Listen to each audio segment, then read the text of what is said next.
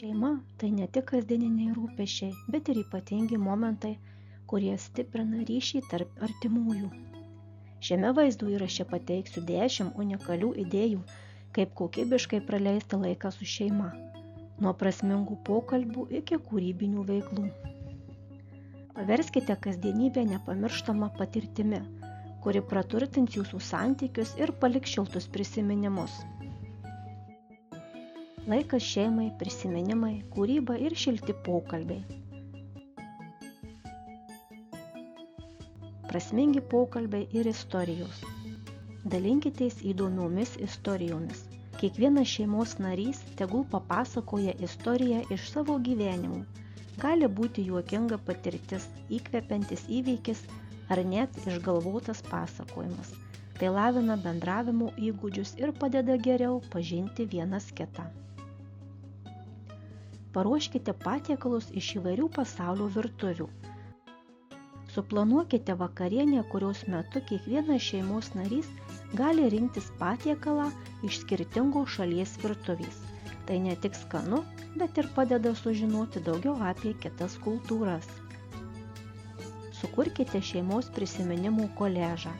Peržiūrėkite senas nuotraukas, pieškite ar karpykite iš laikraščių ar žurnalų. Tegul kiekvienas šeimos narys prisideda prie bendro kūrinio, kuris atspindės jūsų gražiausias akimirkas. Pasidalinkite savo mėgstamais posakiais ar frazėmis. Kiekvienas šeimos narys tegul pasako frazę, kuri jam svarbi, galbūt tai močiutės išmintis ar įkvepiantis posakis. Pakalbėkite, kodėl jis jus įkvepia ir kokią prasmę turi jūsų gyvenime. Kūrybinės veiklos šeimai. Nupieškite ar nulipdykite žmogų, kuris jūs įkvepia. Tai gali būti realus žmogus, knygos herojus ar net įsivaizduojamas personažas. Ši užduotis skatina kūrybiškumą ir leidžia suprasti, kokios savybės mums labiausiai žavi kitose žmonėse.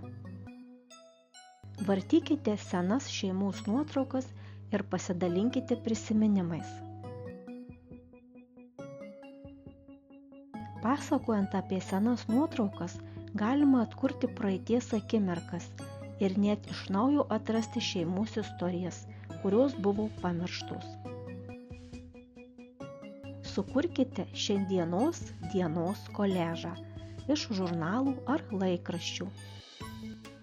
Kiekvienas tegul iškerpa vaizdus, kurie atspindi jų šiandieninę nuotaiką ar svarbiausias dienos akimirkas. Tai puikus būdas reflektuoti ir geriau suprasti savo emocijas. Pieškite nuotaikos portretus. Kiekvienas šeimos narys gali nupiešti ar kitaip išreikšti, kokia buvo jo nuotaika šiandien. Tai ne tik smagu, bet ir padeda mokytis suprasti vienas kito emocijas. Dėkingumas ir vakaro ritualai. Užrašykite 3 dalykus, už kuriuos esate dėkingi šiandien. Tai puikus būdas sustiprinti pozityvų požiūrį į gyvenimą ir įvertinti net mažiausias, bet reikšmingiausias kasdieninės akimirkas. Pasivaikščiojimas gamtoje, stebint, kaip keičiasi aplinka. Vakaro pasivaikščiojimas gali tapti šeimos ritualu. Stebėkite, kaip keičiasi dangus, klausykitės gamtos garsų ir aptarkite dienos įspūdžius. Tai padeda nurimti ir pajusti artumą su gamta bei vienas kitu. Laikas su šeima – tai ne tik buvimas kartu, bet ir sąmoningas, prasmingas bendravimas, kuris stiprina ryšį. Nesvarbu, ar tai bus paprastas pokalbis, kūrybinė veikla ar nauja kulinarinė patirtis. Svarbiausia yra dalintis ir kurti prisiminimus.